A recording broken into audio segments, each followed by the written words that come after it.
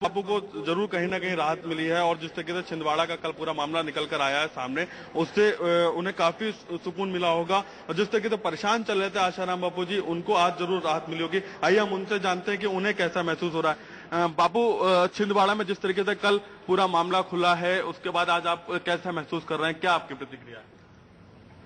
सत्य सत्य है, दूध का दूध पानी का पानी। ये तांत्रिक करके जो विकृति फैलाई जा रही थी, उसका रहस्य खुल गया। और भी रहस्य खुलना चाहिए कि इसके पीछे किस ताकतों का हाथ है। और मेरे को पता चला कि 10 तारीख को लड़का भर्ती हुआ है और 29 तारीख को अंजाम दिया है। तो इस अंजाम के पीछे क्या क्या रहस्य है, क्या क्या खेल है, और समाज को गुमराह करने का जो ये साजिश दिखाई दे रही है, ये केवल मेरे पीछे नहीं है, हमारी मानवता का एक बड़ा विद्रोह हो रहा है। भगवान करे सबको सद्बुद्धि मिले। और अहमदाबाद की घटना भी दुर्भाग्यपूर्ण है। अब वो बच्चे अपने आप गए, फिर जब लिया गया फोटो और वीडियो तो किसी ने कुछ ला के रख दिया और भ्रम फैला दिया गया कि तांत्रिक है। असंभव है। तांत्रिकता का ये जो साजिश है वो बिल्कुल बेबुनियाद है। और भगवान करे कि प्रशांत, चाहेंगे आप उनसे ये पूछें कि आखिर जिस तांत्रिक की बात बार बार कह रहे हैं, साजिश की बात कर रहे हैं, साजिश के लिए वो किसको मानते हैं, किस पर शक है? परस्पर आगे बढ़े, अपने जीवन के शाम होने के पहले जीवन दाता में आराम पाए, न कि आप साजिश की बात कर रहे हैं। कौन लोग हो सकते हैं साजिश को लेकर? कल जिस तरीके से मामला खुला है, आप क्या कहना चाहेंगे? ये मामला खुला है तो सत्य सत्य होता है, दूध का दूध पानी का पानी। इस मामले की और आगे यात्रा हो और थोड़ा पब्लिक को पता चल गया कि ये तांत्रिक मांत्रिक नहीं है और आश्रम का व्यक्ति नहीं है। 10 तारीख को लड़का आया है, भर्ती हुआ है, 29 तारीख को अंजाम दिया है। तो इसके पीछे क्या रहस्य है, क्या राज है, वो भी खुले। और बाबू, कौन साजिश की आप बात कर रहे हैं? साजिश किस व्यक्ति की हो सकती है? कौन है जो साजिश रच रहा है? देखो, मेरी गाड़ी चोरी हो गई, ये साजिश है। लेकिन कौन चोरी करके गया, ये मुझे पता होता तो मुझे साजिश कहने की जरूरत नहीं है। जयराम जी की वो किसकी साजिश है, ये खोजना पुलिस का काम है, बाबा प्रशासन का काम है। बाबा, अहमदाबाद में जिस तरीके से चल रहा है अभी, उसमें भी किसी ऐसे ही व्यक्ति या ऐसे ही छात्र का नाम आ रहा है। मतलब आप कह सकते हैं कि इसमें कौन लोग हैं जो षड्यंत्र रच रहे हैं? क्या वजह है जो सिर्फ आपके ही गुरुकुल को निशाना बना रहे हैं वो लोग? हमारे गुरुकुल बहुत प्रसिद्ध हो गए और एकदम पिछड़े हुए इलाकों में भी गुरुकुल के बच्चे अच्छे मार्क लाए, क्लास 1 में आए और अच्छे मार्क लाए। और हमारे पास इतनी प्रसिद्धि है और भारतीय संस्कृति की प्रसिद्धि जिनको नहीं जचती है, उन्हीं का इशारा लोग कर रहे हैं। अब मैं किसी का नाम लूं, ये मेरे बश की बात नहीं है, लेकिन हम तो चाहेंगे भगवान सबको सद्बुद्धि दे। जो कुछ घटा है करार दे रहे हैं प्रशांत, नाम लेकिन किसी का नहीं जाहिर तौर पर लेना चाह रहे हैं। लेकिन बड़ा सवाल कि आखिर जो पुलिस अब कह रही है कि बच्चे ने किया है और छुट्टी कराना चाहता था वो स्कूल में, आश्रम में, इसलिए उसने किया था, इस थ्योरी को किस हद तक वो सही मानते हैं? और हमारा हृदय भी पीड़ित है। उसके साथ न जाने क्या क्या आंकड़े देकर, क्या क्या अफवाहें जोड़कर आश्रम को और संस्कृति को बदनाम किया जा रहा है। संतों का निशाना क्यों बनाया गया?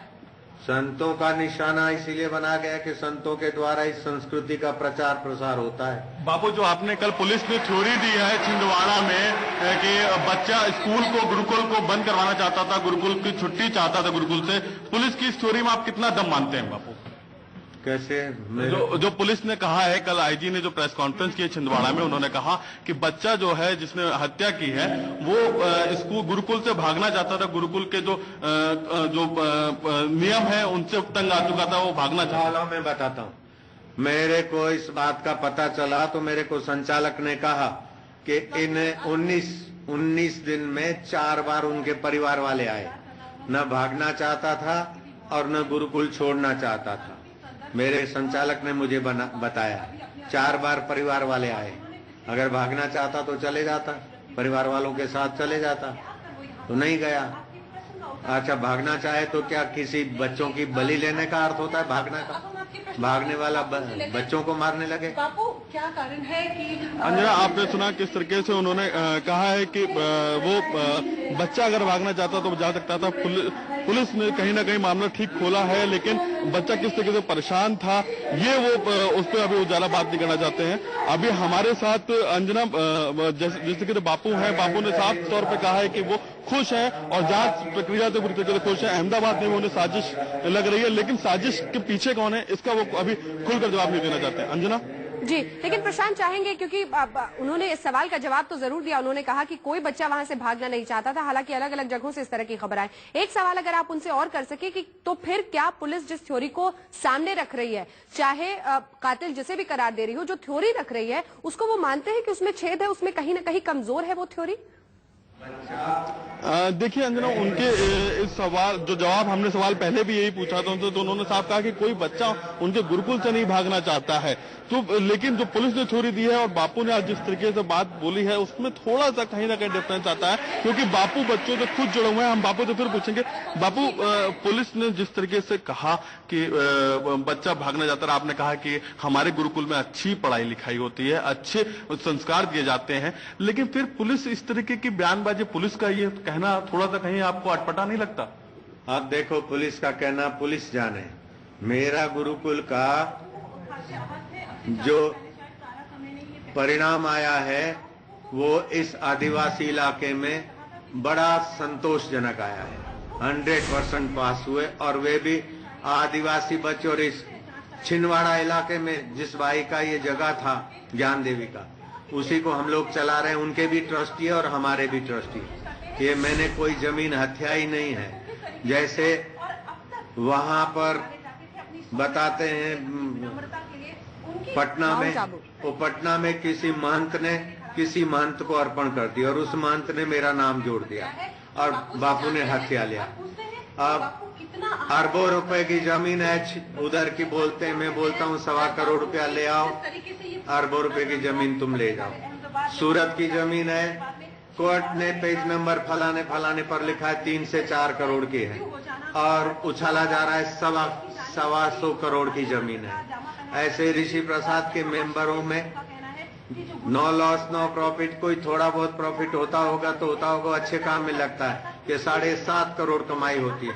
7.5 करोड़ तो उसका पूरे मिलके होता है। इसी से जुड़ा सवाल प्रशांत की, माउंट आबू में जो आश्रम था उसे बंद कर दिया क्या कह के कि उन्होंने इजाजत नहीं ली थी, सुप्रीम कोर्ट की तरफ से रोक है, इस पर क्या प्रतिक्रिया है उनकी? उपवास रखा तो हजारों नहीं लाखों लोग उपवास पर उतर गए। बाबा, माउंट आबू वाले आश्रम पे भी ऐसे ही?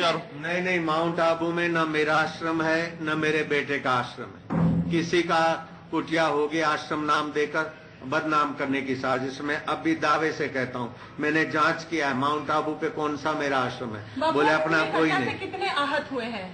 कोई माउंट आबू में मेरा आश्रम नहीं है, और कोई मेरे बेटे का आश्रम नहीं है।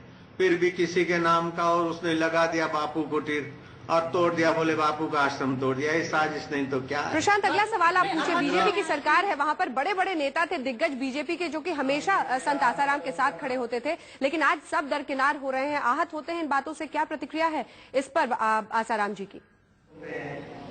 देखिए, बिल्कुल ये हम अभी पूछेंगे बापू से, लेकिन मैं आपको बताऊं कि बापू ने जिस तरीके से साफ तौर पे कहा है कि वो कहीं ना कहीं आहत हैं, उनके ऊपर आरोप लगते रहे हैं, पहले भी शुरू से आरोप लगते रहे हैं उनके ऊपर, कभी जमीन को लेकर, कभी किसी और चीज को लेकर। इस बार लेकिन जो उनके छात्रों को, उनके गुरुकुल का मामला था, बच्चों से जुड़ा हुआ मामला था, इसलिए काफी आहत थे। जमीनों के विवाद पहले भी लगे हैं, उनके ऊपर विवाद उठते रहे, आरोप पहले भी लगे हैं, लेकिन अब कितने आहत हैं और कितने, आपने जो क्वेश्चन पूछा उसके भी हम पूछेंगे। बापू,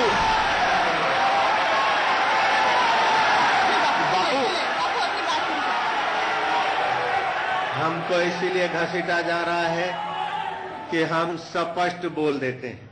हमको इसीलिए घसीटा जा रहा है